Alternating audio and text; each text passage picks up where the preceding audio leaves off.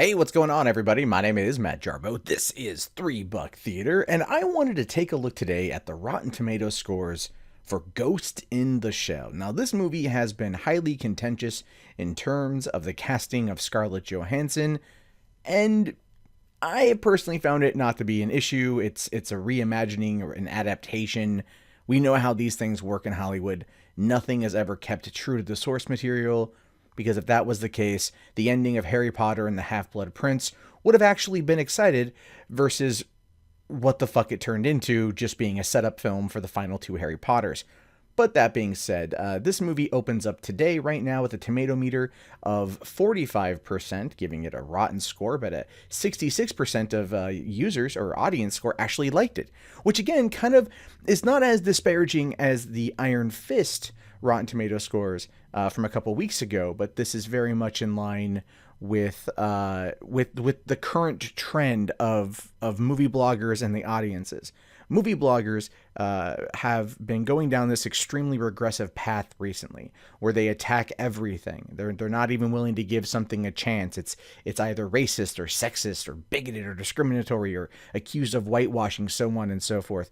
And it's one of the reasons why I tend to never trust Rotten Tomatoes as it's truth in ratings, and I bring this up every episode. This is more of just an aggregate, and I just wanted to run through it here. So let's take a look at the plot of the film for those of you who don't know. In the near future, Major, Scarlett Johannson, is the first of her kind, a human saved from a terrible crash, who is cyber-enhanced to be the perfect soldier, devoted to stopping the world's most dangerous criminals. When terrorism reaches a new level that includes the ability to hack into people's minds and control them, Major is uniquely qualified to stop it.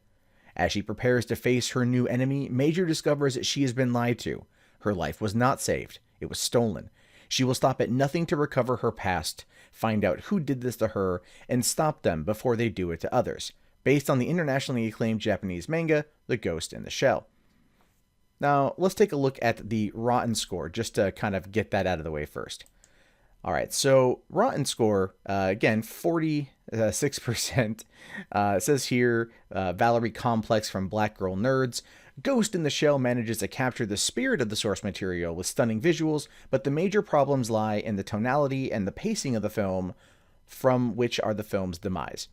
Okay, so, no real accusation of whitewashing there, or cultural appropriation, or any of the key criticisms levied at the film by a number of bloggers out there, but it does talk about the pacing of the movie and the tone of the film. Now, this is directed by Rupert Saunders, who also did Snow White and the Huntsman, another visually stimulating film, but just, again, the tonality and the pacing of that were just even a little bit off. So that could be indicative of the director, maybe more so than the film itself, and the content of it. David Crow from Den of Geek here says, cultural critiques do a disservice to the film's much more pressing problems, being often boring and playing wholly like a disappointment. Again, moving away from the whitewashing debate and going into talking about the film just being boring. Okay, again, that's a fair critique because it's talking about the quality of the film and not any kind of cultural identity politic aspect of it. Sinead Brennan says, with echoes of The Matrix, RoboCop, and Total Recall, Ghost in the Shell feels a bit too familiar and the narrative never keeps pace with the action and special effects. All right, that's an interesting take on it, considering the fact that a lot of anime is based off of, if I remember correctly, like Blade Runner. I think a lot of Ghost in the Shell was based a lot off of Ridley Scott's Blade Runner. So it does kind of seem to fall in line with that particular, yes, you could say visual stylings of The Matrix, RoboCop, and Total Recall, the kind of worlds they created. And I'm interested now. See, I'm actually, as a result of that, that's actually a positive to me because The Matrix, RoboCop, and Total Recall are some of my all-time favorite movies. And so if it feels like it's running in the same vein of those, even alongside, like just looking at the visuals from the trailer also feels a little bit kind of like a darker version of The Fifth Element, as well as maybe something, like some Dark City, just in the stylings of it, as well as Blade Runner in terms of the design of the city. I am, again, the visuals on this thing are why I want to see it in IMAX. So again, this actually doesn't really feel like it's that bad. It's kind of an odd quote, but it's just saying that it's the narrative is where the problems are lying. And again, out of the first three we've looked at, that's basically the problem is the narrative, nothing really else. Graham Tuckett says here, all the stunning frames and gorgeous layers of soundtrack in the world aren't going to conceal director Rupert Saunders. Really hasn't gotten much to offer except a bunch of updated ideas nicked from the Ridley Scott playbook. Okay, see, there we go. Going back to what I said about Blade Runner being an influence for the original Ghost in the Shell animated film from 1995. And you can tell, again, just based on what the visuals are trying to show us, is that he was pulling from Ridley Scott and the Wachowskis and Paul Verhoeven. So that to me, that's not necessarily a bad thing. To me, it feels more like an homage than anything else. So again, these reviews, these aren't even really that negative. These are just saying the narrative is maybe a little bit off and the pacing is a little bit off, but the visuals are stunning and so on and so forth. Okay, so finally, Matt Goldberg from Collider here says, it's a movie that would like credit for being deep and thoughtful when it's clearly an empty shell. See, that's the most damning critique of it so far. It's an empty shell. So again, it's just story is just not there. Emotionally is not there. Granted, he's trying to be punny, or at least whoever ripped that particular quote is trying to be punny. But we can look at these top 5 Rotten scores, and is it really that rotten? Right? I mean, just based on the summaries alone, which is what Rotten Tomatoes wants you to look at when judging this film based on going to their site, it really doesn't look to be that bad, right? It just really doesn't. So let's jump over to the positive score and see what they say here. All right, so Kurt Loder from Reason Online says, it's an interesting film to watch. It's just hard to care about a single thing that's going on. That's actually, I think, more negative than some of the Rotten scores. It's coming from Kurt fucking Loder, So there's that. All right. Clayton Dillard of Slant Magazine says, the primary pleasure of the film resides in its awareness of the impossibilities of unity, whether physical or cultural, within a rapidly transforming global milieu.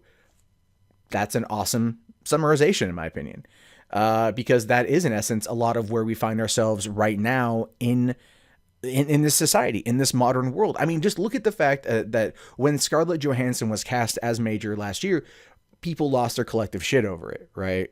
Or like almost 2 years ago, like whenever she was cast, I forget, but it's like people lost their collective shit. And it's because the idea of pure unity is basically impossible. And it is. It's just societies can never operate with pure unity.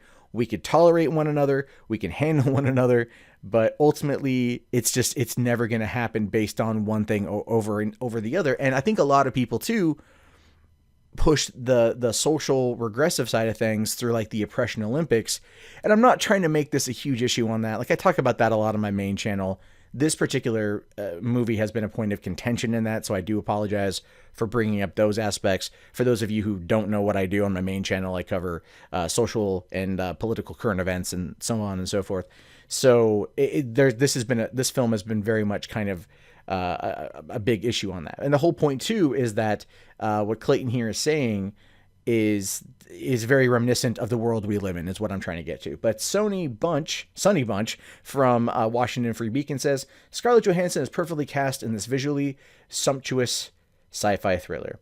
And if you're talking about an actress who is trying to play a hollow shell of a cybernetically created person, then yes, I think that makes sense. Scarlett Johannson is not the most dramatically gifted actress out there. She's good. I like her. I have no issue with her, but I feel like she could kind of play this role as a cyborg. It does feel like she is able to give it that kind of, the word I want to use, this is going to sound so horrible, but the word I want to use is like almost like autistic in her approach to it. It's not that she's autistic. It's just like how she processes the world. Right. And that might just also be, how I view it. And I could entirely be wrong. And at no point am I trying to be insulting to anyone with autism. I'm saying like, that's how I perceived her particular performance from just the trailers. Haven't seen the movie yet. Going to go see it this weekend, and then I'm going to review it. Josh Bell here says, if Sanders is copying, at least he's copying from the best. And the new Ghost looks phenomenal, with more intricate and an ornate design than anything in the 1995 movie. And that's a glowing compliment for it. It's like, look, if he's copying the original movie, he updated it to look stunning, and that's not bad. And finally, Jason DeRossio here, or DeRosso from The Final Cut says, exudes a gleeful, slightly teenage fervor for glittering shards and urban decay, sweeping camera moves, and punchy comic book close-ups. Which just tells me that the movie looks good and understands what it's trying to be. So looking at the top 5 Rotten and the top 5 Fresh, we can basically put together that a 45% tomato meter doesn't really feel like it's the most accurate. It doesn't really feel like, it feels like the problems with this film are not the visuals, which look amazing. It's the narrative and the pacing of it. And that is usually one of the biggest problems that happens with adaptations. It's trying to nail it all down, right? A lot of people loved Beauty and the Beast because it's literally a straight remake. It's not an adaptation. Disney didn't want to fuck around with that. And so to them, it's pulling on nostalgia feels and everything else for being a movie that is, over 25 years old. So you have that going forward as well. This is a movie that's going to be divisive for a number of reasons, most of which are probably going to be cultural, but it's also one that I look at and think to myself, you know what, this is something that I really want to go see. And I'm hoping to get my ass to the theater this weekend to go see it. But I do want to know what you guys think about this. Do you think that the Rotten Tomatoes score for Ghost in the Shell is accurate? Do you think that the audience score is generally more of an appropriate response? Again, everyone I've talked to so far that has seen the movie has told me that the movie is good. So again, I take word of mouth from friends more than I take the word of mouth from people on the internet that I don't know personally. And I would expect that you to approach me with the same exact approach. So let me know in the comments below what you guys think. My name is, of course, Matt Jarbo. This has been 3 Buck Theater. I hope you guys like it. We're going to do more of these type of videos going forward. And I will talk to you guys later. Have yourself a fantastic day, and peace out.